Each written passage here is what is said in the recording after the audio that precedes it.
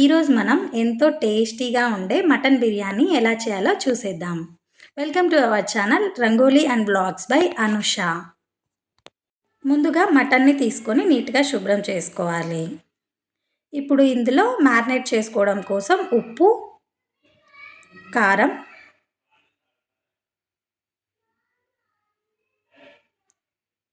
గరం మసాలా,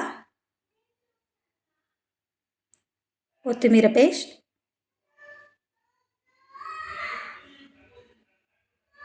అల్లం వెల్లుల్లి పేస్ట్, గట్టి పెరుగు, అసలు నీళ్ళు లేకుండా చూసుకోండి,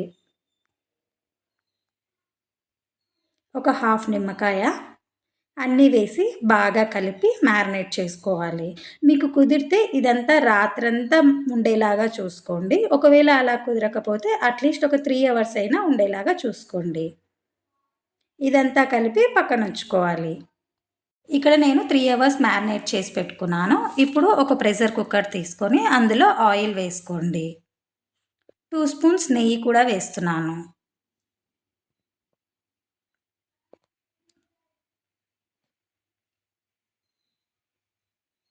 ఇదంతా బాగా కాలిన తర్వాత ముందుగా మ్యారినేట్ చేసి పెట్టుకున్న మటన్ అంతా ఇందులో వేసి బాగా కలుపుకోవాలి.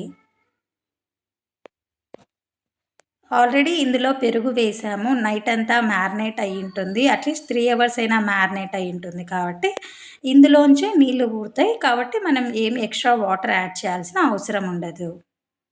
ఇదంతా ఇలా కలుపుకున్న తర్వాత దీన్ని మూత మూసుకొని మనము ఒక 15-20 మినిట్స్ వరకు ఉడకనిచ్చుకోవాలి. ఈలోపు మనం ఒక కడాయి తీసుకొని సన్నగా కట్ చేసిన ఉల్లిగడ్డలన్నీ వేసి గోల్డెన్ బ్రౌన్ వచ్చేంత వరకు బాగా వేయించుకోవాలి.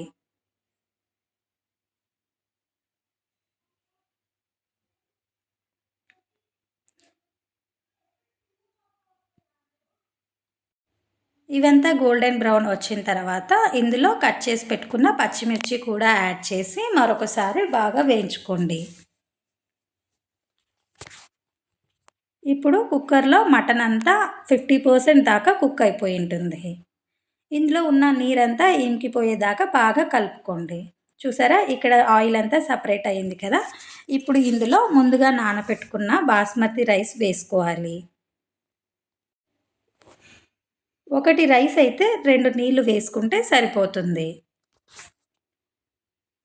ముందుగా రెడీ చేసి పెట్టుకున్న ఆనియన్స్, పచ్చిమిర్చి అంతా ఇందులో వేసి మరొకసారి కలుపుకోండి.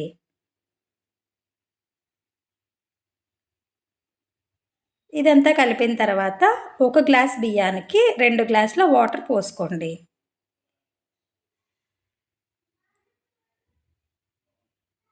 అంతా ఒకసారి బాగా కలిపి నార్మల్ రైస్ లాగే 3 విజిల్స్ రానిచ్చుకుంటే సరిపోతుంది. ఎంతో ఈజీగా చాలా టేస్టీగా చేసుకునే mutton biryani or mutton pulao ready అయిపోతుంది. చూసారా, ముక్క కూడా ఎంత సాఫ్ట్గా ఉడికిందో.